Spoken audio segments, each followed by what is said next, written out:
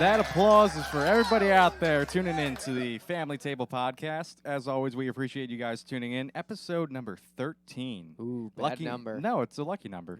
No, Friday the 13th. It's an unlucky number. It isn't, well, I guess, there's really no. There's no 13th floor in most buildings. No, because, oh, you're right. Because of some bad juju. Mm-hmm. Oh, that's not good. Not good. But it actually makes sense for the day because it's the tropical storm flow. Is that what's coming through? Yeah. And Now, Flo came into town. When they wasn't that. Wasn't that. They name the storms. Where do they get these names? Where do they get the name, and does the name stick? Like, will Tropical Storm Flo ever come back around? Or is it just one and done? Like, it was a storm. I'm sorry. It's Faye. Faye. So they're running out of names, and they're going with... Flo, I think, was at one point. You remember Tropical Storm Irene? Yeah. That a couple years ago? Mm-hmm. Apparently that one was really You bad. mean Hurricane Irene? Was it her? No, that's Hurricane Sandy. No, there was Hurricane Irene, too. Really? Yeah. Huh. Why are they all named after women? No, there's guys. Like Ronald. Or Doug. Hurricane Doug. Or Tropical Storm Where do Doug. they come up with the names? If anybody knows, let Twister us know. Steve. Twister Steve. Oh, man. So, anyway, welcome to the Family Table Podcast. As always, I'm your host, Brandon Laurie. On my left and your right, we got John Laurie and Chris Laurie. As you can see, it looks like they are camp counselors by their shirts. It kind of looks like they're doing something summer camp-wise. But Yeah, we just got back. you just got back. Yeah. A But vacation in our minds. But it's a little preview for John's Jam of the Week, which we'll get to. Of course, I forgot the memo for the same shirt, and I overdressed for the occasion. You definitely overdressed. We underdressed, and you're wearing a collared shirt. Thoughts Yeah. on the new Bob Dylan record? I heard he had a song about the Kennedy assassination on there. Like, it's a 10-minute long song. Wow. I don't know. I don't have There's a any new thoughts on Bob it. Dylan record? Yeah, he did. It's funny because we were listening to some Bob Dylan the whole past week. Joker Man. Joker Man. Now, is that song about the theories behind the Kennedy I assassination? don't know. I didn't listen to it, but Bobby's the girlfriend conspiracy Sarah theory? told me Yeah, about like it. Bob Dylan is coming up with his own idea. What are of- your thoughts on the Bob Dylan record? Who's asking? Chimodu. Oh, okay. Yeah, no, we didn't listen to it. I haven't listened to it yet. We probably should. Give it a once over. A little 1-2. Some Chimadoos and wonky flames. Just a little bit of that. Whoa, Joker Man. Joker Man. I also, what's my favorite Bob Dylan song? The It Ain't Me, Babe. No, it ain't me, babe. See, Live 73 version. I get that confused with the Sonny and Cher. I got you, babe. yeah, those- it's some song about a babe. I don't know. Yeah, that song reminds me. I always say, "Oh, it's Bob Dylan." Nope, it's Sonny and Cher. But anyway, so their shirts is like a little prelude to what John's Jam for the week is going to be. So we got John Jam of the Week. We got a brief news of the week because we always want to get to our new segment that we debuted last week, where it was the JUKEBOX Time Machine, where we broke down Blast from the past. basically the whole music idea of what happened in the 50s, not the 80s. We'll Not get to the that. 80s. So we're going decade by decade, starting with the 50s, going all the way up till 2020. And this week, of course, going along with the decades, we got the 60s. Woo! Groovy. The groovy 60s. Now, but is the 60s groovier than the 70s, or was the 70s groovier than the 60s? That's a good question. Disco. Depends what you mean by groove. Disco. Which one was more like about peace and love? I would say the 60s. The end of the 60s. Yeah. So then does that mean that the 70s was more? 70s might have been groovier. Yeah. Who knows? Yeah. So we'll figure it out. Yeah, we'll figure it out. We don't even know. So we got that. We got the JUKEBOX Time Machine. So we'll do a brief news segment. But as you can see, I am in my college shirt because I went back to work this week.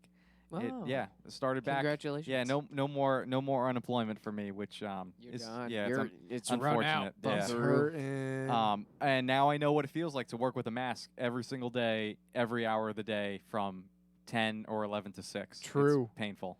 Yeah, I totally agree. I'm going to definitely check out that next Bob Dylan record. What was that, Brandon? No, I'm sorry. I was just saying how I have to wear a mask now every day, That's and it's terrible. It's all right. I had to wear one since the beginning of time. I know. So I always say this, that I totally understand why we have to wear them, and we'll get into this too a little bit. Listen, for a the kid news of the ran week, a 10K with a mask on and took it Wow. off at the last lap, That's pretty cool. and he had asthma. So Wow, I think that's even- anybody can wear a mask while working The a real- retail If job. he could do it, if he can do it, anybody can. the What real up? red fire. He's red and he's on fire. Do I need Yeah, I need to 60s adjust was my? pretty I'm groovy, gonna man. just move you. Oh, I'll okay, just cool. Just there we like go. shimmer it down a little bit. Shimmer, do it Um, down. Yeah. So, like I mentioned, Highway we'll 61. get boom right into it. We got the John Jam of the week. All right. My favorite time of week. Chippa! Was that Moby Dick by Led It Zeppelin? was. I Like think the I cover? stole at least most of it from Moby Oh, Dick. really? Yeah, probably. My whole life is Subconsciously. My whole life Subconsciously. is just John Bonham ripoffs. Mm. Which is the truth. All right, John Jam of the week. Well, Let's move that guy over. I there. can't see our screen, so give me a second. Got it. Okay. So the John Jam of the week is actually what Chris Krausman and I are wearing on our T-shirts. Check that out. Look at those awesome T-shirts. They are some solid T-shirts. They look like that, like your favorite brother would gift that to you. They do look that way. Yeah. Brandon. Well, looks may be deceiving. Brandon gave me and Chris our early birthday gift because if you didn't know, we're triplet brothers, so we all share the same birthday. Mhm. And he gifted us with a gift, which is this T-shirt and a CD. And what Gifted gifted with a us gift. with a gift? That No, tends there's to be nothing how it wrong goes. with that. There's Yeah. nothing wrong with that. Yeah. And But the so, CD was autographed too. yeah, the CD was autographed, which is awesome. He handed out a signed pamphlet with an unsigned pamphlet, so those Mhm. who don't want the CD ruined can also have his autograph. Exactly. Right. And Not that it ruins the CD, but I think that the cover needs to be its Intact. own thing. Yeah. My Yep, yep. my John Jam of the week, and this is going to be a very interesting John Jam, is Sunday Drive by Brett Eldridge. Woo. Ooh. It came out today. Came out today. June 10th. So- June 10th. So does that mean you got to listen to it yet? No.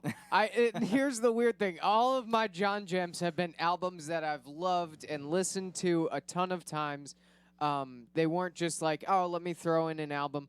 But there's something about this album that I can feel is going to be probably his best album of all time. Well, if you look at the album cover, it Do you kind of- want to you know. play Gabrielle? Yeah, play Just to get a vibe? if well, Because and then that's the first single that was released Right. off of this Right. record. So Yeah. we got a little bit of a taste as to what this record was going to kind of be. a little diddly of I like how it very similarly looks like Brian Fallon's record, Local Honey, I don't know that. where everyone's kind of going with the old-fashioned photo vibe for an album cover.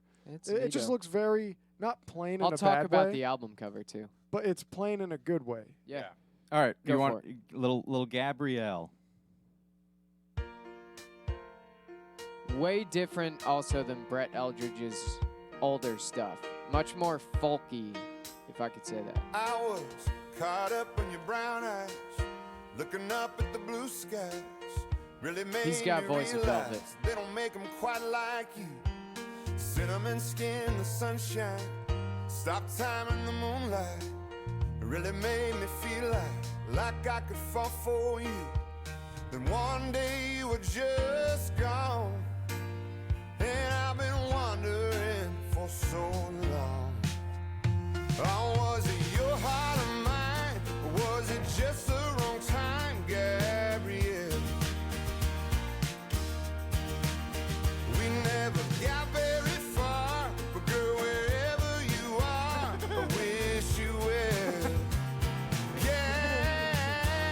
Gabrielle. Sorry, I had to get that. Yeah. No, it's okay. So, Sunday Drive is Brett Eldridge's fourth studio album. Which is crazy how many hits he has, and it's only 4 albums. Yep. Mm-hmm. It came out today, and what Brett did. Now he's amassed millions of dollars. He's skyrocketed since his first album, which came out in like 2010, I want to say, he's skyrocketed in 10 years to like superstar country status. But even then, not just country status, like all around listenership. He has really The album, 2013, so it's only been 7 wow, years. Yeah. wow. So he Wow. he is like skyrocketed his career, but he hit the top and then realized that he needed to take a step back. So for like a year, he spent a whole year traveling the world, going to Paris, to California, to Paris, Illinois. Paris, Illinois. Yeah. Sorry. Not Paris, France. Paris, France. But he went all around the world and or not the world, probably just the US.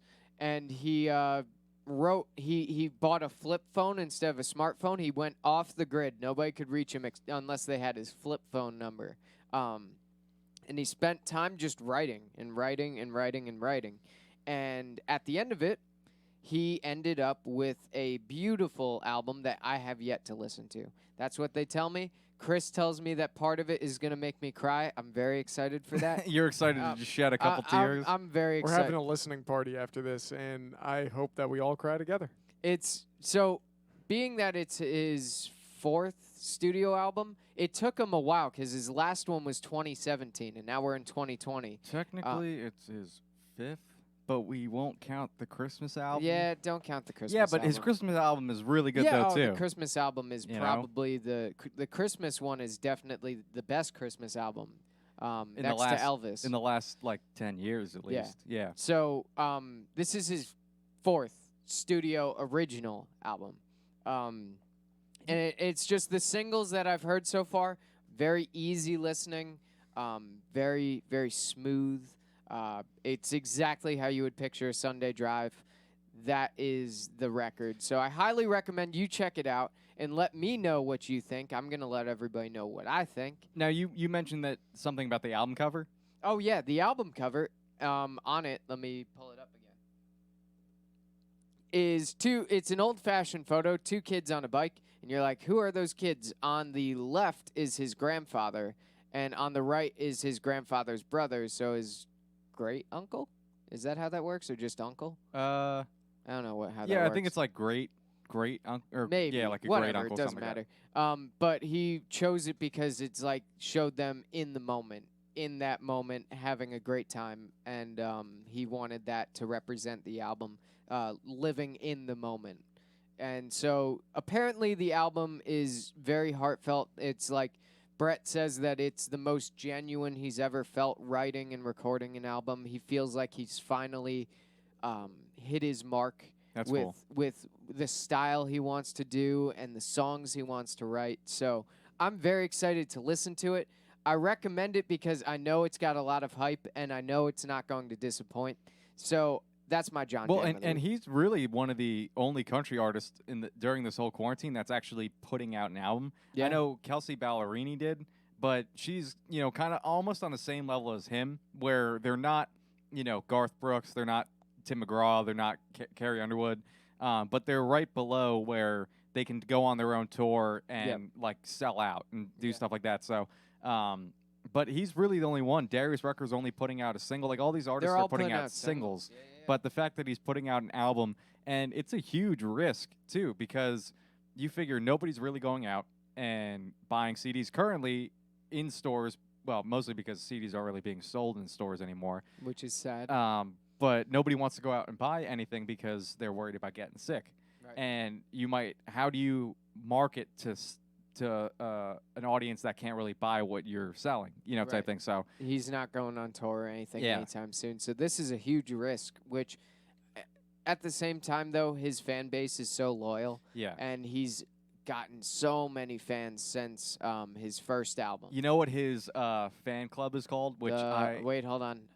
The I- locals. Yeah, I hate it because I hate it in the sense that I love it and I'm jealous that I wish that we could call our fan base that. You know how like Luke Combs, his what his fan club What? is called? The Bootleggers. I love it. It's just all these people come up with all these great ideas and it's like, oh, that's taken, You that's can't taken. call the followers know. of Triple Addiction the addicts. No, yeah, Can't you do can't do that. That doesn't yeah, work. That yeah. doesn't It's work. horrible. Yeah. We have So nothing to play off of. we got to figure something out. The family. But no, Ooh. that'd be kind of cool. Don't take that. If you're in a Yeah. band, please don't take that. That's my idea. This day, what is it? July 10th. I said it. Sorry. The family. The Yeah. family. Hashtag the family. No, Hashtag the TA I'm family. looking forward to the Sunday Drive, and I think, like you said, genuine, heartfelt album is Yep. something that we need kind of right now.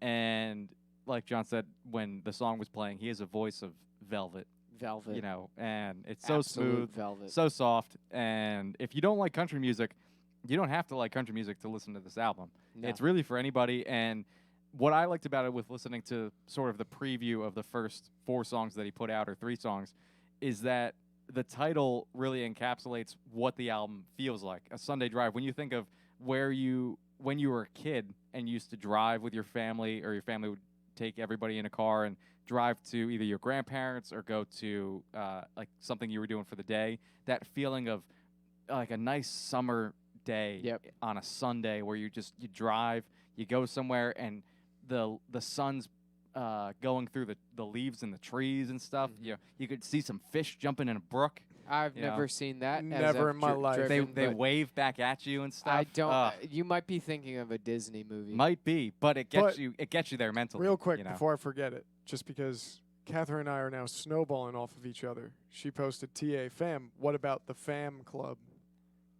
Mm. TA Fam Club. We'll check that out. Write all those down, Chris. Yeah, 'cause write we're gonna write forget all it all. those down. Um, Catherine, write them down too. Oh, and I also forgot to mention about this record that just to show that it's trying to also appeal Write to it a down more before you forget. to a more pop audience. Hold on. TA Fam Club. you got to write it down before you forget it. There we go. But to go off of that, he had, I forget what the 2 producers' names were, but they also traveled all around his hometown of Illinois, Mm-hmm. Paris, Illinois, I believe. Yeah. And he went around town with his producers, and they are the same producers that also produce Casey Musgraves. Yeah. Yep. And so it has, you could tell that it has that more pop aspect to it, but it also sounds like these songs could have been written possibly in the 70s too. They almost have a old school folk country sound to it, Yep. where it's more raw, not as produced.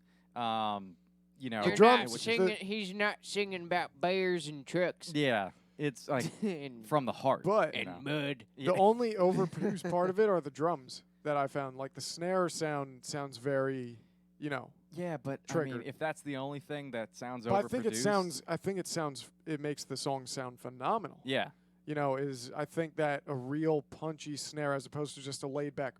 yeah, You know, Hate the those typical. types of snares. yeah, Yeah, What does it that sounds sound like that, but it fits. yeah. No, I think it's gonna be great, and I'm looking forward to listening to it. We're gonna we'll put our 2 cents out there about yeah. this album. Maybe John will write a review. Who knows? Who knows? I should get into album reviews. I think that Chris would be should awesome. get into album reviews because he knows like all the ins and outs of like production, like that whole Like when thing I listen about to a song, I'm not just saying, "Oh, I like it." yeah. Oh, that's a good. I'm going through. Wow, listen to that little keyboard line in the or background. that. I like that word. Or look at yeah, Love. yeah. Or that lyric. I It like really that. hits home. All right, you want to Anyway. get to the next part? Yeah, mostly, like I said, the news of the week, we're going to keep it nice and short so that this way we can, get to our newest segment of the Family Table podcast.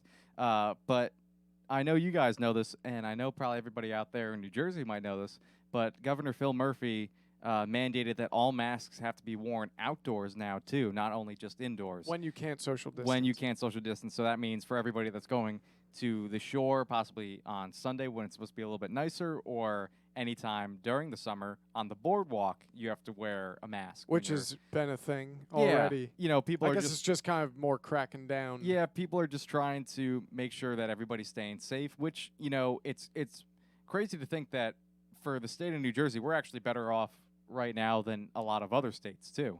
You know, you have Texas, Knock on wood. Texas, Florida, all these places, they're spiking up and, getting more cases every day. I think New Jersey had 36 more coronavirus deaths that were reported today, which is sad, but at the same time, it's not like the hundreds and thousands that were happening over, the span of a couple days or a week. So, but Disney's actually opening up They still are. Disney World, yeah, opening up. I think it's this week or tomorrow. They just had their previews for like season pass holders. Apparently went over pretty well, and for cast members, they went and they. Is everybody going to have to wear a mask? Yes. Yeah. Even I wouldn't like want. Mickey I don't Mouse? think. I don't think I'd want to go to Disney. Yet I'd wait. I'd wait. I don't need to go. I've waited 10 years to go to Disney. I could wait like 2 more till this blows over. Yeah. Hopefully. Yeah. Hopefully in 2 years. Knock on wood. I'm just looking up. That's why I'm tiki. I'm trying to focus here. I'm just trying to figure out a crazy story to just throw in here. There was a guy who was caught swimming in the Bass Pro Shop fish tank. Yes. Which Did he get eaten by a shark? Because don't they have sharks in those? they do, but he was 26, and I think he just went into the tank. And this was in Louisiana. Could you imagine being 26 years old, and having nothing better to do with your life? And just But swimming just swim in a Bass Pro Shop tank? He apparently took off his mask, took off his hat, and just started swimming. It looks like there were no sharks in the tank. I'm watching a video right now. I wish I pulled it up sooner. He just did like from one end to the other end, and that's it. Did they kick him out? Oh, yeah. Yeah, he got arrested. Cool. But, I mean, maybe it was a hot day in Louisiana, needed to cool off. And Yeah, I would Maybe say- the AC was broken. I in the would Bass say Pro Shop. somebody's private property of like a Bass Pro Shop where little kids come and like throw in a line and fish a little bit. He said, according to when he talked to a radio station, he said that he wrote online on Facebook, on social media, that if he got 2,000 likes, he would jump in the tank. He got the 2,000 likes, and he got way more than he did and didn't want to be a liar. So that's why he decided to jump in the tank. Yes. Now, I appreciate the commitment. Yeah, this is the honesty. a good thing that this is another topic that we could talk about sometime, is the overreach that people go great lengths to get viral Yeah. for no reason. There was no reason for this guy to jump in the tank of Bass Pro Shop, but He's probably in much more trouble than he'd want to be. Then as just opposed for a if couple of he likes just and said, fame. no, I was just kidding. Now he's arrested. yeah, and he has to pay for the cost of cleaning the tank, which is a 13,000-gallon tank. So he has to pay, I think, for the water and for the cleaning. Was it worth the it, tank. buddy? I don't know. don't think so. Yeah, maybe But if the we- 2,000 people that liked it Once we chipped get in, through the but- jukebox time machine, we should talk about that stuff. Yeah, 'Cause so that's like a topic. yeah, all the that's it. fun We could stuff. do that. Yeah, oh, yeah, you mean after Yeah, the whole thing. Yeah. yeah. After like in a couple weeks from now. Yeah. So, as always, we got the newest segment. John, hit that theme music. Jukebox Time Machine. Ooh. Scary. But also very It sounds like curious. It sounds like Land of the Lost Land of the Lost. I was gonna say, or Star Trek or any of those. Back to the Future. Time travel. That's do you what we're want all to set about. up this segment? Yeah. For new So people? for anybody who's listening, we started a new segment last week from the brainchild of my brain. It's called Juke. I know. Hold on, one more time on that one. Brainchild of my brain. Got it. So my Oh, brain. that makes sense. Brainchild. I see. I didn't get it before, but I get it now. Nah, yeah. So we're taking you through the decades of music throughout history, starting with 1950, mostly because people might ask, and I've been questioned during the week, why start with 1950? Why not go to 1710? Well, the music in 'Cause 17. that music doesn't matter. Yeah, it doesn't matter. No, it's just for us, our biggest influences and where we started listening to music when we were kids came from a lot of artists from the 1950s. Frank Sinatra, Elvis Presley are the artists that we talked about last week. Chuck Berry. I was going to say Buck Cherry again. Yeah, but it just seemed like that's when superstars were being born, not as much Yeah. as in the 20s. Is Yeah. that people were known? Don't get me wrong, but this is when like television started to swamp these people. Yeah. It wasn't just And radio. try and make them it out to wasn't be, instead of just musicians, they made them out to be TV celebrities stars. and Yeah. stuff like that. So we started with the 50s, and we're going to carry it all the way till the 2020s, which is just the 1 year, and that's it. So we got 8 weeks of content here that we're going to hit you with, and this week we got the 1960s we're going to be talking about. So I know I started last week. I'll start. Yeah, because I was thinking that my band is probably the definition of the 60s. I would right? think so. Right? I would say so. Yeah. Who you got this week there, John? So the band that I have chosen, which needs no introduction from some young boy like me, the Beatles. Ooh, the Beatles. John, George, Paul, Ringo. Probably. And- Here, I'll leave that up because they look like cool dudes And in that Pete. picture. And Pete Best. He didn't really make it too far now, did he? Give me a sec.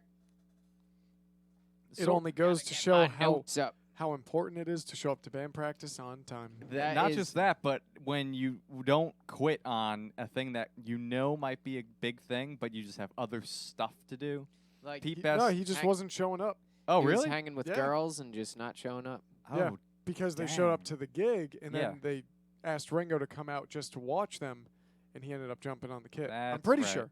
I think that sounds accurate. It sounds about right. Yeah. It's one of those tall tales from the sea. Yeah. yeah. So the band that I chose is the Beatles, of course. If there is a band that you can find that doesn't define the 60s as much as they do, then please let me know because they definitely do it. They are probably one of the coolest groups of all time. And think about it.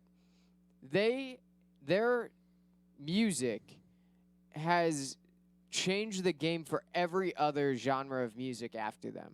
It's changed rock. It's changed soul. It changed country. It changed a ton of different styles. Yeah. Just by this one band. And now listen, the thing about the Beatles that I don't like are the later records. Not a fan too much of Sgt. Pepper, Magical Mystery Tour. Not a fan of the White Album. There's a couple songs on each one of those that I love, but not a fan of that stuff. I do like the older Beatles, like the "She Loves You," yeah, like that stuff. As poppy as it is, It was very accurate, by the way. I Just am a fan. But what's weird is that their careers started off with very, like the whole thing I was talking about last week with dumbed down Elvis music. Yeah. They started off that way, and then they got more intricate. But Yeah. the Right. difference is that they had no idea what they were doing. Mm-hmm. Right. Where the composers back in the day, before their time, knew exactly what they were doing. Yeah. They were kind of like innovating as they were going along. They were. Which And- is crazy. So they were from Liverpool, or should I say Hamburg, and they played in Liverpool a bunch in the in 1960 is when they started. They were the core trio to start was Lennon, McCartney, and George Harrison, and then they had Pete Best, which we kind of talked about. The poor guy, he didn't hop on the Beatles ship. They were called the Quarrymen first, which is a dumb name, so I'm glad they didn't stick with it. One of them came up with Beatles because they had a cool beat. You know, that's what apparently it said. It was a And then- powerful beat. It's And- not about the bug. And then Ringo joined in 1962. And Ringo is one of my favorite drummers of all time. Now, there's funny stories about Ringo. His son, Zach Starkey, is the drummer of The Who right now because we'll probably get into The Who in the 70s. But Zach Starkey was like, "Hey, Dad, can you show me how to play the drums?" He's like, "No way, I don't know anything about these. So I want Keith Moon to teach you." And so he learned from Keith Moon. But anyway, what's up? No, nothing. No, you're like looking. No, at no, me it's like, not about you. It's not about you. No, mom was just saying, "Here comes the sun," and we were all like, Do do do do- do. I do- didn't do. even see. "Yeah." All right, so then they got Brian Epstein as their manager, which changed the game for them because they looked like rebels. They used to dress like Elvis because you got to figure we're coming out of the 50s, right? So the 50s had Elvis, and it had that doo-wop and cars and leather jackets and pompadour Greased haircut. hair, Yeah, you know, all and, that and stuff. all that rock and roll was new, but still fondly remembered. And so the American ships would set sail and bring their music with them. No, seriously, they would set sail and bring their music with them, and then end up in England. And they were in a port city, so they would get the music that these Americans were bringing over. So they were bringing over Elvis and Chuck Berry and all these. Okay, that makes sense. I was like, what? Are you serious with the ships with sets? Yeah, no, I no, guess because this of is- CD distribution and all that, right? No CD distribution. There weren't CDs. There were I records. mean records. I don't know But what yeah, am I no, talking it was about. just people. It wasn't even that. It was guys that were like working on the ship that Yeah. would stay in England, and That's then true. they'd listen to the music. And John, at some point, he was like a little boy and wandered off and heard Chuck Berry, and it changed his life. You know, hold on. Before you continue, could you imagine at a record store in England during the 1960s where you had people walking into the store and they're going to the like new releases, and you have all of the old school British bands, but like Elvis is in clearance. Like nobody really like knew who he was, Right. but he was in like the bargain bin. Yeah, like I just picture that as happening when nobody really knew about him over in Europe. It's like, oh, this guy's an American artist. Oh, let's just throw him into Yeah. clearance and see if we sell him, you know. But anyway, that's my own brain. I don't know. So whatever. But so anyway, they ended up being this like trashy looking band. Like they dressed like they were, 50s rock and rollers with the haircuts and the this and that. And so what really changed them was Brian Epstein, their manager. He was like what they say was, well, they say George Martin was like the fifth Beatle, but we'll say Brian Epstein was kind of like a Beatle. He made them dress in the suits and have the haircuts. So they had like the rock and roll thing, but they also had the suits, so they looked nice. So it was a complete contrast. Their hair was long, but they dressed nice, and you're like, what the heck is that? And so, of course, the look of the Beatles changed it because everybody after them copied them. Yep. Everybody had the Beatles haircut. And The Kinks, yeah, Yeah. the prime King- example. Yep. any yep. of the so what we'll probably get into as well is like the British invasion. So once we Mhm. get through my thing. Yep. But George Martin, their producer, helped guide them. They started off doing the Love, Love Me Do, and then they ended up doing and sailing away on a boat on a river with tangerine trees and marmalade skies. They ended up with like the that. best John Lennon impression of all time. Lucy in the sky with diamonds. So they ended up changing like completely within their 10-year span as a band and revolutionized the recording thing. They were using multi-track recordings. They were just pulling like carnival music out from, they would go out and record like a carousel music and they'd throw that in the background of a song. You're like, what the heck is going on? So as much as I don't like those older records, you can't deny that they're genius. Yeah. What else do I You have just to think say? that they're more like Cheeseball City? No, know? I just don't like I'm not into the whole drug rock thing. So it's No. like, what? You said you didn't like the older ones. no, I meant the later. Sorry, okay, the I later see- I see stuff. what you're saying. I like the older stuff. Yeah. So Um, so you like the 8 days a week? Is, Yeah, is- I is- love it. Oh my goodness. So that "Love song. Me Do" was their first hit, and you know what's funny? Ringo didn't drum on it. I found that out like a year ago. No idea. He was in the studio, and this. Listen, I love Ringo, so no shade at Ringo. He's become one of the best drummers through their career. It's actually said that Bernard Purdy might have played on some Beatles records, Wow. which is kind of nuts. Yeah. But regardless, Ringo was going into the studio. They were ready to cut this song. They had the record deal, and they're like, "Love Me Do." It's super easy. Do ba do ba ba do ba do ba ba do.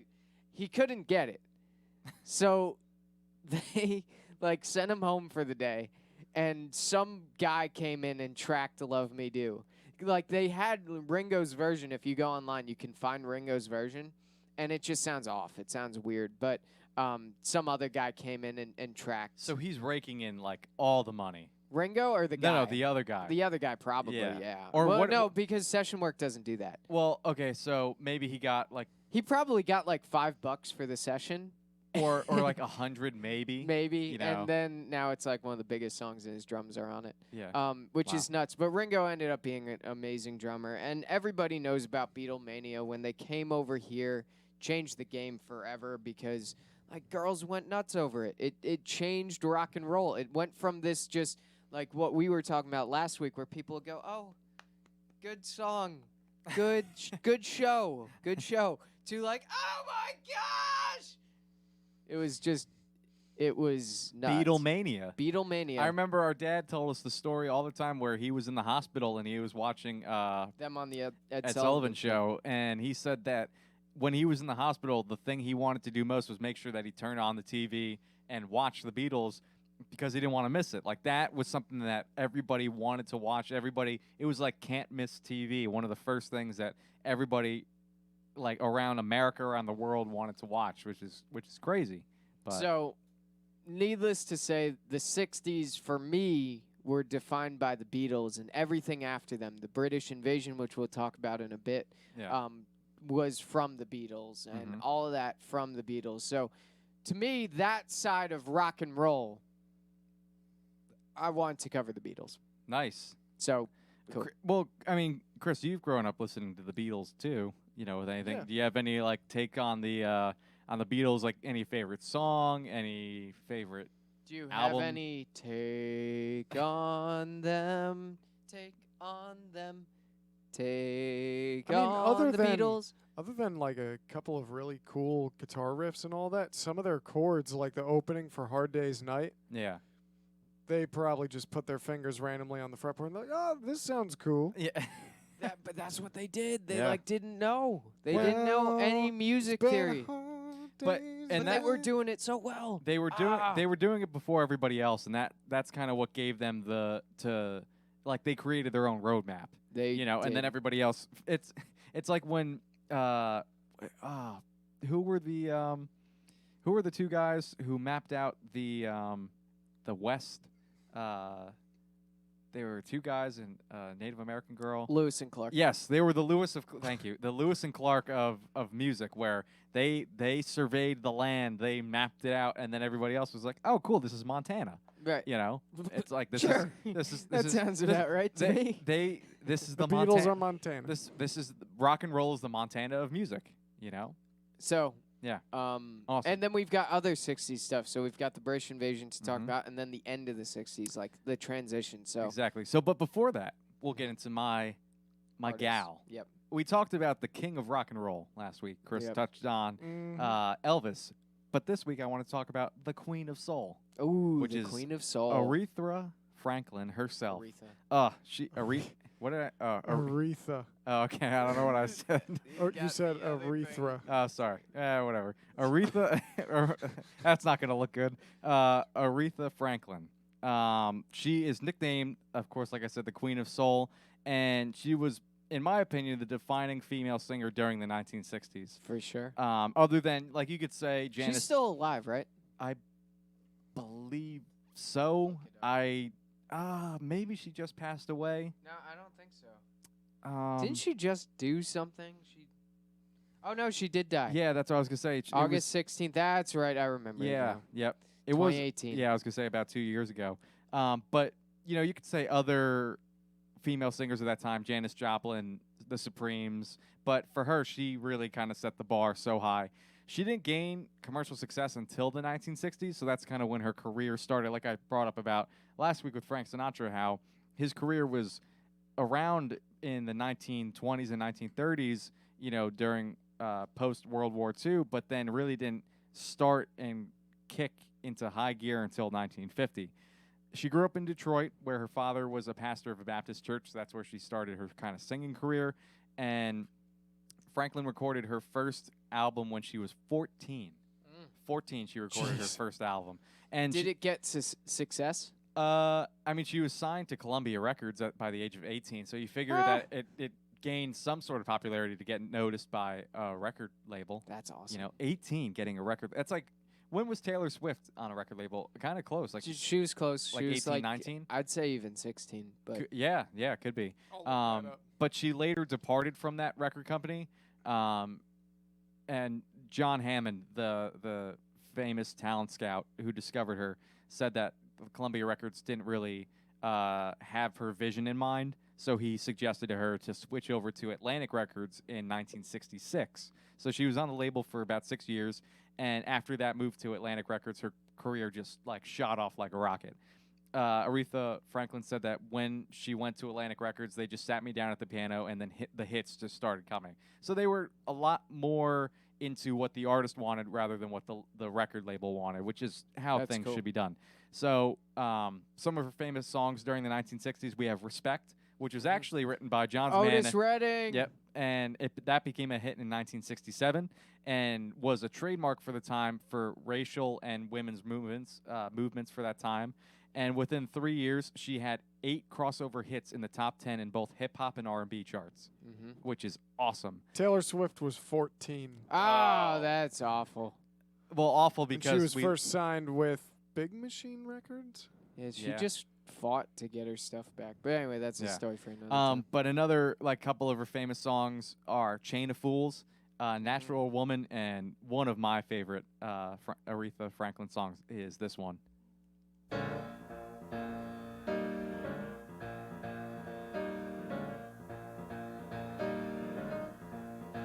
You better think about what you're trying to do to me. Think, let your mind go, let yourself be free. Let's go way on, way back when. I didn't even know you couldn't have been too much more than Atlantic 10. Records is listening right now going, you can't play our song. Yeah, you're right. Sorry, Atlantic, we love you. But Maybe. that song is so good. The bass line's so good, and it's just her voice was created, and she sings with such ease. It's like she's not even trying; she's just having a great time. I was and going to say that's what I that love she's about also her. that artist that you hear a song by her and you go, oh, yeah, she sang that Yeah, one. exactly. She So didn't write any of it, though, right? she wrote some, not all. I didn't get a list of what she did and didn't write. But she did have a huge part in a lot of her songs with lyrics and stuff like that too. Of course, singing. Well, she changed Respect. Yeah. The RESPECT wasn't in Otis Redding's No. version. Yep. So Yeah. So she changed that and everything. But she gained enough popularity, of course, later in the future when she sang at MLK's funeral and appeared on the cover of Time magazine, which I found out that there was something that happened. There was a controversy with her husband, who was also her manager, of being abusive at the time. yeah, that and doesn't usually fly. Yeah, so he ended up filing a lawsuit and got Franklin in trouble for the article coming out as almost like it's libel or slander, whatever. Slander is spoken. Yeah. Oh Libel. yeah. J. Jonah Jameson. That's- If if spoken, print is liable. Spider-Man 1 teaches you life lessons. In journalism. So after that Time article came out, she rarely talked to the media because she didn't I'm want sure. anything to happen like that again. But a couple other facts that I found out is that her voice is categorized as, and you guys might know this, a dramatic mezzo-soprano. I don't know if that makes any sense to you or where that registers for her voice. She's a somewhat soprano. Her range I got is 3 octaves.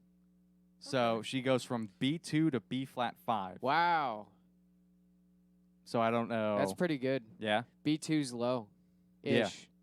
Especially for That's a lady. middle of the bass. Yeah. That's about as low as I can go. B2 Really? is as low as Wow. Chris can go. And I'm like an F2, so that's about as low as I can go. So Chris and Aretha Franklin are kind of Yeah, like but then she goes. What was the other 5? B flat 5. That's not that high. Yeah, B flat 5 is pretty. Like I go to a G5. Wow, look S- at you. Yeah, but B flat 5 is not that high. No. Hmm. It's like because C4 is the middle C, so that's Yeah. only an octave. Oh, no, that's pretty high. Yeah. If it's full voice, Which is probably what she was doing. Maybe Probably. I'm a G4. But anyway, Could be a so G4. for Grammys, she had 16 Grammys throughout her whole career and an unbeaten 12 for best vocal performance. So she Wow. has 12 Grammys just for vocal performance. good for her. And album-wise, which I had no idea, she had 19 albums in the 60s alone. Whoa. Wait, Um, how? Oh, wow. She just didn't stop working, I Yeah, guess. and she had 11 releases between 67 That's and 2 albums a year. and she had 11 of them released in 67 to 69. So in 2 years, she released 11 of them. So that, Wait, like 11 full-length albums? I guess so. I didn't look and see which one specifically, but 11 releases in 2 years. Wow. That's like that's working overtime. Mhm. And that is Dolly Parton working 9 to 5. Mhm. That's what I'm telling Yeah, you. yeah. So she's a great artist. I love her. I love her voice. I think that she gets enough credit from a lot of people, but I don't think she's talked about as much. She kind of gets left behind the scenes, in my opinion. I don't know if you guys agree with that. No, she's- it's just when you think of the musical impact of the '60s, is immediately I think of like Jimi Hendrix, Yeah. the Beatles, Mhm. the Rolling Stones, and then there's Aretha Franklin. Yeah. Is that sure and I guess it depends on what music demographic you listen to. Mhm. And the style, just like what style you're shooting for of Yeah. the Yeah. 60s. But would you say that in the '60s, this is when music styles, like let's say that we had Frank Sinatra and Elvis Mhm. in the '50s, right? That this is when everything started to kind of flake out into Yeah. multiple. Because when you think about it, the late '60s brought about Motown, like the '60s Yeah. into the '70s that's is the when thing is, Motown like, started. we could talk about so many different styles of the 60s. Yeah. We're not even doing like the jukebox time machine we could talk about the 60s for days, and then the 70s we could talk about for days, Yeah. even more so. Once we get into the 2000s, I have no idea how we're going to do that Yeah. because it's so many prominent styles. So We're going to each have to pick 3 artists that Yeah. completely contrast each other. Especially from 2000 to 2010 alone, like just the decade, you figure what came out Like between. we got to start doing Gabriel Iglesias then. Yeah, we gotta, but we'll table that for another time. yeah, we'll but table that for another time. let's keep But- going. Is that on the the right one? 60s. I think so. Or is that the comedian? That's the comedian. So I No. didn't know what you were talking about. Enrique Iglesias. And yeah. I can be your hero, baby. Great song. I love that guy. He's a song. Gabriel Iglesias. Come on. But no, the '60s. I mean, like John mentioned, this is really just our opinion of what we liked from this era, but it could be totally different for you. But then which, we also talking about the 60s of what was going down. Mhm. Everybody started off wearing suits, and at the end of the 60s, everybody was barefoot with ripped jeans. yeah. So I and I not have showering. Kind of. I There were have people that kind of led the way in the beginning of the '60s Mhm. to start getting everyone to make that switch over. And who would Jimi Hendrix. Oh, Yeah. and Because it was when he came out of the war, Yeah. he was actually discharged because he was a paratrooper. And he got injured, so he was sent what back war was he in? Was it? to Yeah. Really? No, Vietnam. Yeah. Vietnam. Yeah. And so as soon as he came back, that's when he made the Jimi Hendrix Experience. Mm-hmm. And I think they only lasted until 1969, and then he started a new thing called like the Gypsy Band or something like that. Mm. But And he died. yeah, then he died. But he was the type of person to introduce that real raw rock and roll Like style. he was the one that ripped off the Band-Aid and then Yeah. it would like He's like, it's gonna happen anyway. yeah. So I have events in music that happened in the Oh, great. 1960s, and we can touch on all of them if you want to. But you figure the late 1960s, like we were talking about, the transition between suit Beatles of the clean cut kind of early rock and roll bands to the late 1960s, which is crazy how it happened in just a span of 10 years, Right. and how it became more like hard rock, I guess you would say, where it's just More aggressive. aggressive rock with the Jimi Hendrix. Not like and- metal aggressive, No. but aggressive in the sense of just in your face a little bit Yeah, more. so the late 1960s brought out the Monterey Pop Festival, which is in 1967, and Woodstock in 1969. Mhm. Monterey Pop Festival isn't one that is talked about as much. That happened in California, and Hendrix played at that. he played at both, which is Yeah, which yeah, is I Didn't know. the Rolling Stones, wasn't that with the the Hell's Angels? yeah, No. they didn't play at What was that? I don't It wasn't remember. that one. Something. No, that- that was Woodstock too. No, pretty Woodstock sure. 2 was Limp Bizkit. so we have the Monterey Festival had the Who, they had Jefferson Airplane. Janis Joplin's first major performance was at the Monterey Really? Pop Festival. Otis Redding was there, Yes, he which was cool. When I saw this and I was reading about the festival when it happened, Otis Redding wasn't a mainstay name in music. Like, people knew about him. He had sort of more of a cult following, and people knew of him, but he never really played live to a big festival audience before. So this was one of his first major festival performances, and people fell in love with him. Mhm. So that I thought that was awesome, especially with the lineup of who he's playing with. He's playing with The Who, Janis Joplin, Grateful Dead, and Jimi Hendrix, and then you have Otis Redding. You know, it's like It doesn't make sense, It doesn't but- make sense, but that's the cool part about it.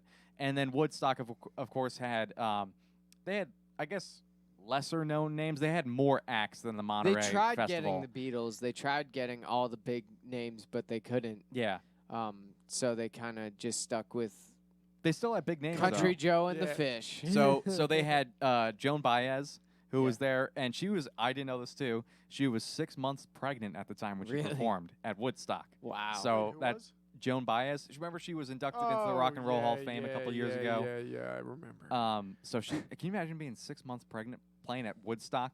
Wow. So you had I mean, her. could you turn it down? No, I guess not. Country Joe was there, and he was with Country Joe, and then he was on day 3 or day 2, Country Joe and the Fish. Right. So he had 2 different things. You had Santana, of course, Yep. his famous what was the song? He was tripping on so much stuff that he thought his guitar neck was a snake. So if you watch the video, he's like, hold on, if I can get my camera, he's like scared of his It's like- guitar. moving away from it, and like Yeah, wincing, afraid. because he just didn't. Didn't know, had no Didn't idea. But Creedence Clearwater Revival was there. CCR. 10 years after, of course. Mhm. I'm going home. Yeah. Crosby, Stills, and Nash, and Young. And They were there, but he didn't stay for the acoustic set or whenever they were doing acoustic. He didn't want to be a part of that. And then I didn't know this. Johnny Winter, the brother of Edgar Winter, was there. Mhm. I didn't know that, Yeah. and I started listening to the music, and I was like, I don't like it. It's not that good.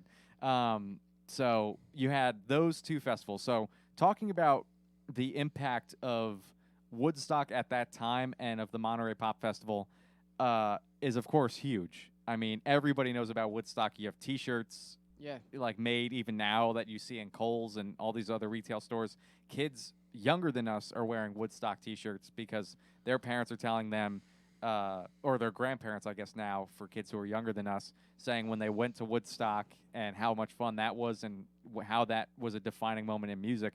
So I don't know what you guys want to talk about for Woodstock and kind of the No, I impact think on that it was like the whole everybody was kind of fed up with government and they were fed up with the war and they wanted peace and so they all went and just chilled.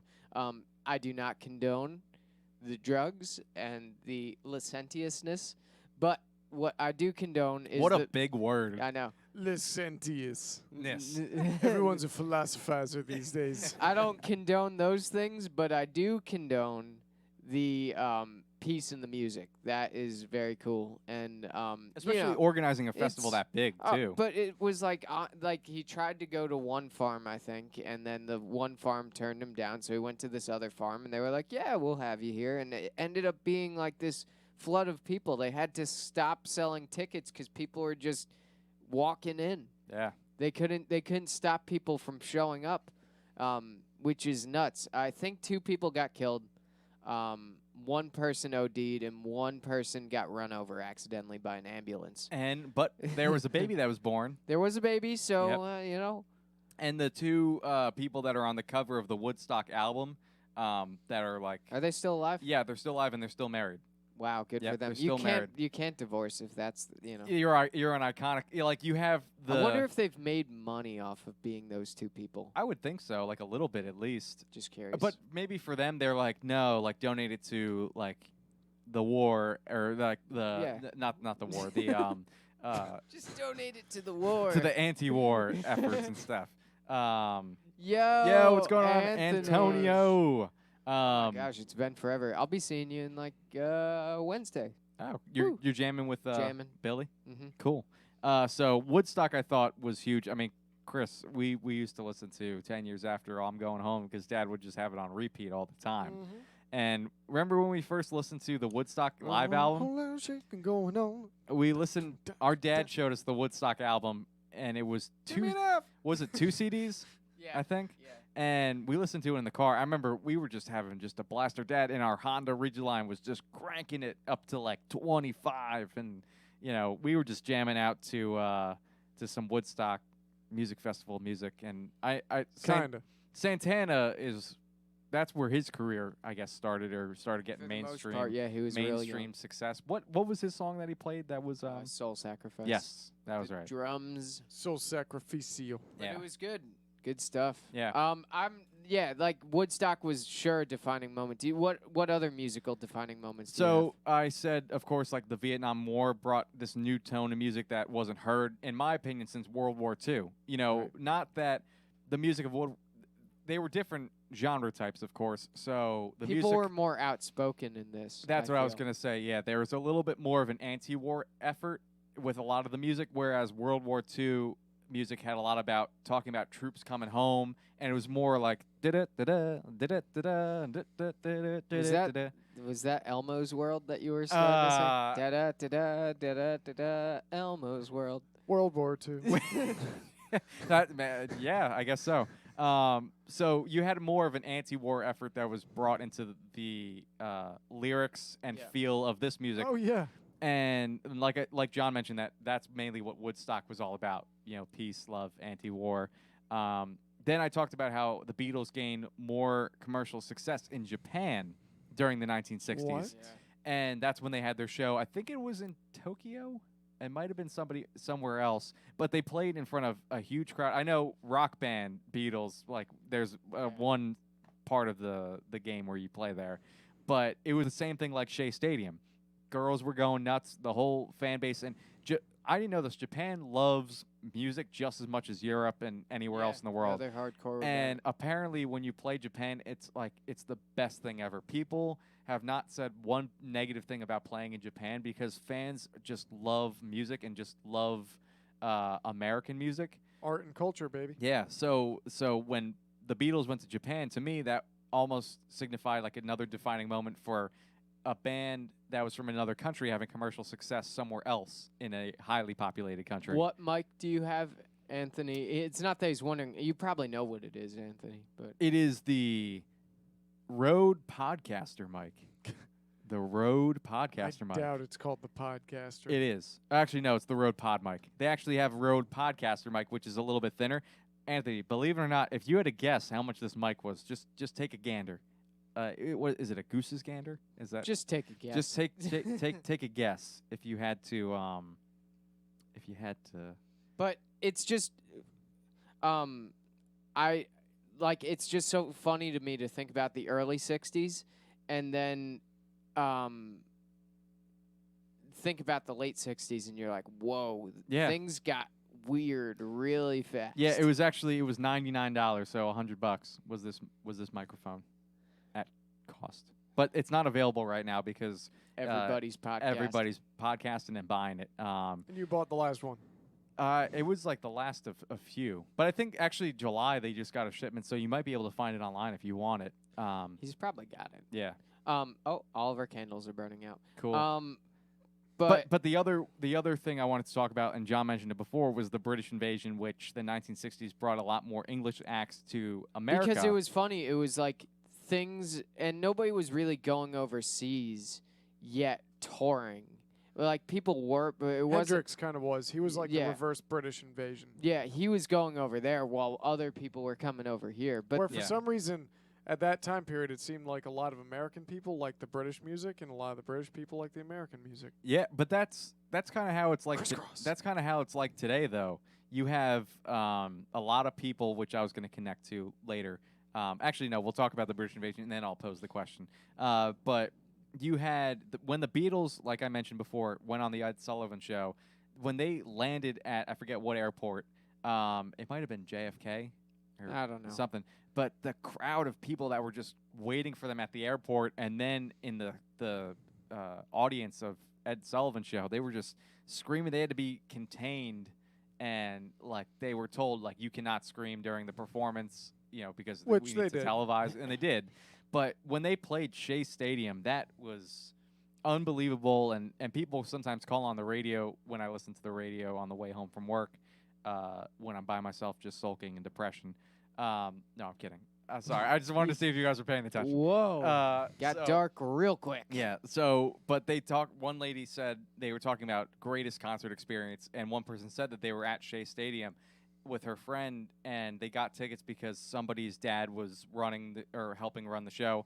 And she said you could not hear, and they were close. They weren't even like in the nosebleeds. They were right up front, and you couldn't even hear the band play because just the noise around the stadium, it was just consuming. It's one big wind tunnel. Yeah, so that was a crazy show, and it brought, like Chris said, a lot more attention to music from different countries. And I know we watched the Beach Boys documentary, which they came out in the 60s, which we didn't even talk about them, but they had a huge influence in the 1960s. But they were getting afraid of the Beatles because it's like, they were starting to get a lot of popularity in America at that time. But then here come these 4 good-looking guys from England, and they're taking over a lot more of their That's when fans Brian and stuff. started to freak. Yeah, so there was a secret war going on between the British music of Britain and the American music of America at the time. The crazy thing is that, like I mentioned at the beginning, is the way the Beatles started was the immigrant ships would come over from America and bring all the American music, Elvis, Chuck Berry, that type of thing. And then once the Beatles landed here, it opened up the floodgate for like every British band and their brother to just show up with the same haircut and like their same outfit and go, hey, like we're cool too. And here, we're going to play a song for you called House of the Rising Sun. And we're the Animals. And but we look the same. What were some of the Rolling Stones, I think, are a little bit different. While they copied it, they didn't copy it to a point, because Mick Jagger, let's all be honest, isn't the best singer. The Rolling Stones, and the Who kind of bridge the gap between the Beatles and of a Jimi Hendrix type. You know what I'm saying? Where they had a little bit more of a rigid sound to their music. So, like you were talking about how you had a lot more of a grittiness to, like, CCR and all those other bands in the late 60s.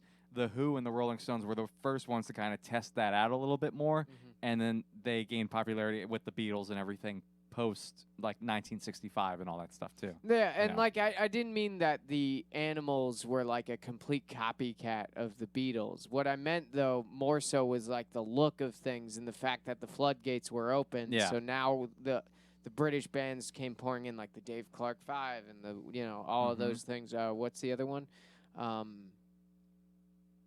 I know exactly what you're thinking of, but a guy has glasses and... No. well, It's whatever. not Buddy Holly.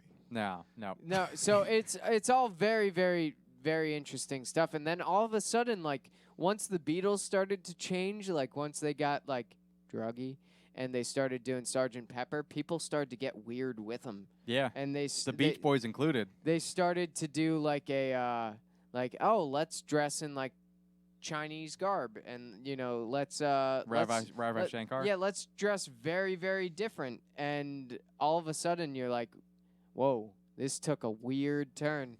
Yeah. And everything was colorful, and it wasn't so dark. But like I said before, all of my favorite Beatles albums are the beginning ones. I know they're kind of cheesy and whatever, but and I do like I love Abbey Road too, because that was like contained enough for me. And I also like Let It Be, of course, but it seemed like at that point they were mature. The other stuff, like some of the stuff on the White Album and whatever, are just unlistenable to me. Can't do it. So, of course, like we did last week, we have to connect the past to the present, right? Because for us, we take whatever artist we listen to of the earlier years, and we let it influence our music that we write now, or at least have some sort of influence on what we write. So I have a couple questions that I was thinking about when going through all this that I will pose to you guys, and we'll talk about. So the first thing I want to talk about is, will there ever be another British invasion of music into the U.S.? Yes. Has there been, and has there been an American invasion into Europe going on for sort of years now that we don't really talk about? Herman's Hermits. Yes, that's that is the one out. Yep, and Jerry and the Pacemakers. That's the other one I was thinking about too. Yep. Yeah. But I was going to say, maybe not a British invasion, but from other countries as well. Like where Do tell. Louis Capaldi. Yeah, but isn't he from? He's from Sweden. Oh, really? Oh, I thought he was English. Yeah. Nope. Wow. Ed Sheeran is from Ireland. I think think, maybe. with where we're at nowadays, I think it's so easy to discover.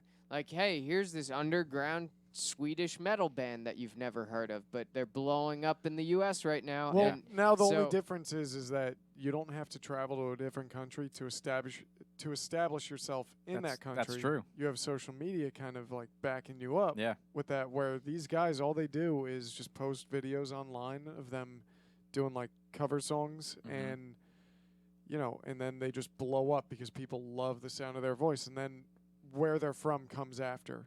Yeah. Everyone, it doesn't even matter where you're from with music now. All that matters is that you make good tunes. And like you mentioned, how it's almost like an invasion of other countries to other countries. Look at believe it or not, there's a huge K-pop influence in America. A lot of people love K-pop, and I don't know why. nobody talks about don't it, but even get me started. but on it that. is a trend that's growing. And you also have, like we always talk about, rock music is not really popular in the U.S., but in Europe it is huge. American artists are growing not in the U.S., they're growing in Europe. They're doing all their tours overseas because it's probably cheaper. Now you gotta be careful when you say American artists, because there's a lot of awesome American artists that aren't rock. It's just rock. That isn't big over I here. was talking about American rock artists, specifically. But it's cheaper to tour in Europe because you don't have to pay an absurd amount to play like a Madison Square Garden and all the stadiums around the country too. So like playing Wembley, I'm assuming is probably the highest, But they have other isn't what is it, Rock am Ring? Isn't that in Europe? That's in Germany. Germany, so you have all these That's a huge festival, though. you have all these huge festivals that happen over in Yeah. Europe, and in America and that's what I was going to talk about too next. Actually, I'll talk about that one first. Let's see. Should history repeat itself, or should significant moments in music like Woodstock die with the time period? I say let it go. Because I put as an example Woodstock 2. Yeah, let You it know? go. You don't put Limp Bizkit, as much as I love Limp Bizkit, and you can't have Kid Rock as, Woodstock 2. I'd say you let it die. Wasn't Or- Metallica in I'm Woodstock sure. 2? No, but yeah. do you mean don't have another 3-day music festival where people sleep outside in tents? So my question again, the other one is, Or just keep the name Woodstock dead. Don't ever do it at Woodstock ever again. Find a new place. not that I was talking about. Does technology have any implication on the art of music festivals, like with Coachella? How it's not really, they don't really go for the music, they go for the fun of it, and it's not really about music. But the other question I had, like Chris brought up, is can there ever be another Woodstock? Of course, not now with social distancing, but looking at things such as Country Music Fest, that was going to happen in Wildwood, that was going to be 3 days of music, but people are staying in hotels, they're staying in Airbnbs, they're not camping out on the beach for 3 days and then playing music until 3 a.m., which is what happened with Woodstock. So I guess really the question to merge the two of them is, will there ever be another Woodstock specifically with people camping out in one location for 3 days? No. Yes or no? No. No, because of time constraints. And government. And money And money. Yeah, you can't do all. I think it was such a new thing that nobody precedented, and so now that there's that precedent, yeah. you're like, all right, well, that we can't, like, the government's like, we can't let that happen again. And you figure that with the amount of people that would probably go to that, you can't really regulate. Yep. There's And- so and many, control. like, the safety stuff that wasn't a concern way back then because nobody knew that there would be a 3-day music festival of nothing but drugs and rock and roll. That now that you know that that's a possibility, it's not going to happen again. But I mean, I'd say just let it go. Let it die. It's like, you're not going to ever have another Beatles again. Well, One Direction, though. No, no. I can't say that. No. No, you can. No. I guess you could But- say the American version of the Beatles would kind of be the Jonas Brothers. I don't know. the Well, only- don't get. No, because their songs aren't around. No, but what I I'm was s- going to what I'm say that saying the is, thing about them is they haven't transcended time. yeah, you know I what I guess, mean? It's yeah, not I that- see. One Like the Direction kind Beatles- of has, though. Not But as we much. still have yet to see that. Yeah, Yeah. exactly. You might be right. I may be crazy. So another question I had is that certain I haven't heard of them. so certain types of music translate and cross to other countries better than others, like we kind of talked about. I.e., country music is not popular in Europe, but hard rock and metal is beloved over in Europe, and hard rock and metal is not beloved so much where like in America, whereas country music is like as mainstream popularity. So do you think that people are going to start to be a little bit more picky with their music, or has there been such an explosion of different genres of music that there's sort of an oversaturation where you can't really say there's one mainstay of music in America, there's one mainstay of music in Germany because there's so many No, different I types think of music. things will always. We're in the form of a melting pot right now, so Yeah. like I think everything's gonna probably just be, I don't think we're confined to anything anymore just because of social media Yeah. and Spotify and all that stuff. So I feel like if a band was popular enough here, they could tour here. Do you think that there's sort of a hindrance on a lot of bands with an oversaturation of the market almost, where you have Yeah. these SoundCloud artists, you have, independent artists? It's and I mean, we are independent artists ourselves too, so I don't know why I aggressively like grab my chest. But I don't know why. but you have a lot of independent artists that are trying to make it on their own, and a lot of people seem to gravitate more towards them, and you have these up and coming artists that are sort of like, well, what do we do? I don't know. It's an interesting question. We'll to probably talk ponder. about that once we get into the 2000s. Yeah, where- and like the 2020s and all that Yeah. stuff. But the last question that I had was anything after 1960s war songs. What did I do for this one? were you hold on. half asleep when you wrote that Yes, question? this was at like 12:30, 1 o'clock. Gotcha. Did the okay, I see what you're saying, or what I'm saying. All right, How we're just saying. interesting. So after 1960s, with all the war songs and all the stuff like that, do most songs post wars or anything like? There's no really war songs that have come out since the 1960s. I said maybe post 9/11 with country music of being like proud of America and stuff like that. So do you think that we'll have any sort of? You talk amongst yourselves. Let me try and reword this question here, Sure. because I need to figure out what I said here. So how was your day, Chris? Oh, okay. No, I see. Okay, Oh, okay, that's alright, what I said. Got it. Okay, sorry about that. Quick. Okay, we hit the rewind button. So I have another question for you guys. Okay, Brandon, what's that question? Great. So, since 1960, we really haven't had a significant war movement in America, Okay. and songs haven't really been written about war, right? That's no. Okay, do tell. That's what I'm saying. It Like has, you get into like, I think it just changed genres. So like Five Finger Death Punch, Rise Against. okay. Two opposite ends of the spectrum. One being like all military, and one being like I'm against military. So, I'm not maybe not against military. I phrased that the wrong way, but like I'm not for the war. Yeah. Um, So what I'm saying is, 1960 had a defining, I guess, Rage Against the Machine, though. Yeah, they had a the 1960s had a genre that was defined based off of a certain event that was going on. Yeah, well, I think that's a big thing. You know. I think nowadays people write war songs even if there's not a war going on because it's still relatable to any time period. But yeah, I think that the 60s was very much defined by peace and love towards the end.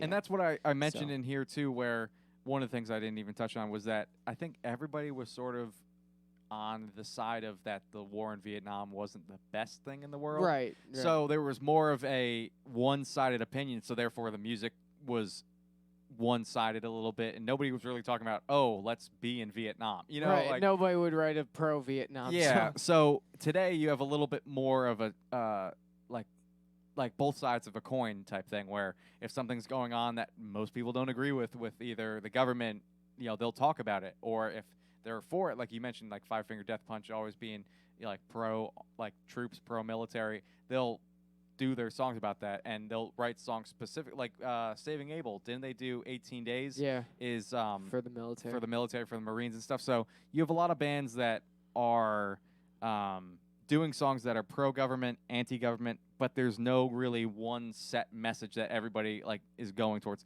I just thought it was sort of a interesting No, that makes dilemma sense. that was going on between the 60s and today.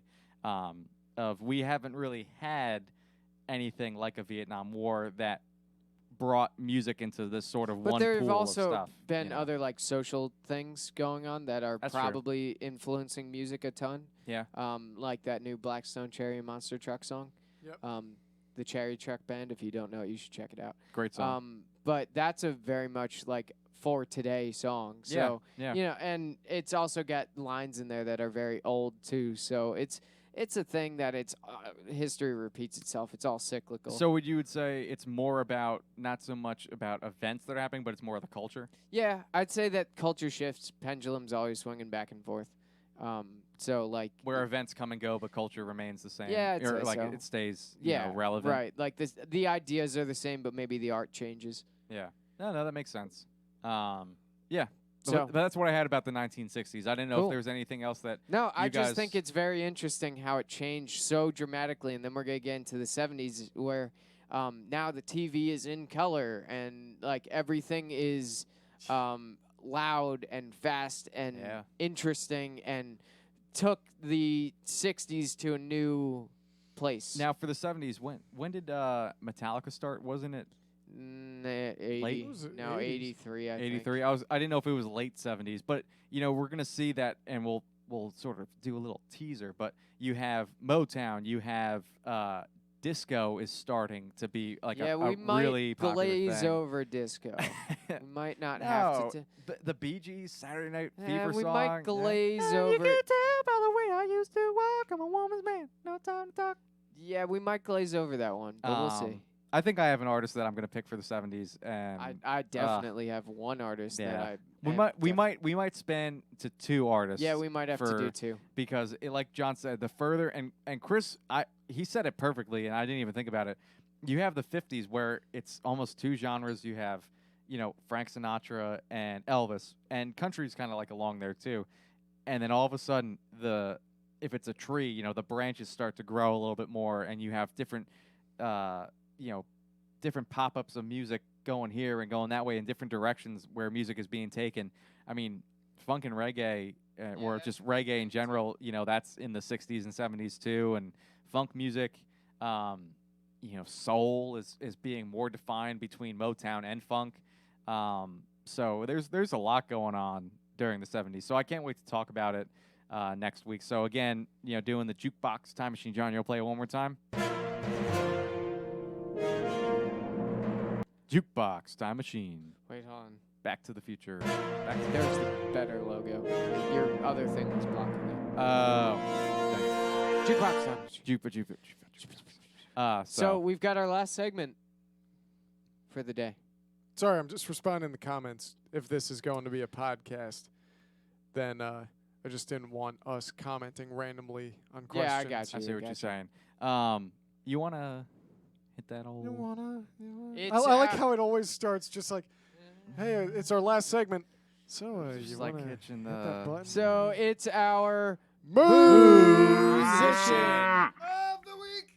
Wow. A little aggressive there. Chris, who do we have? His name's Chuck, and he actually turned 7 today, Oh, June 10th. Happy Wow. birthday. Happy birthday, Not Chuck. only do we have a great album that came out today, Brett Eldridge, Sunday Drive, Right. but it's also Chuck's birthday. Oh, Wow. That's And- awesome. Mind you, he's not playing the banjo, but he's assisting his dad playing the banjo. What a birthday thing to do, Yeah, right? right? Give back on your birthday. Give I back love to it. the man who, Raised you. yeah. Yeah. Yeah. So what do we got? Steve Martin's got nothing on him.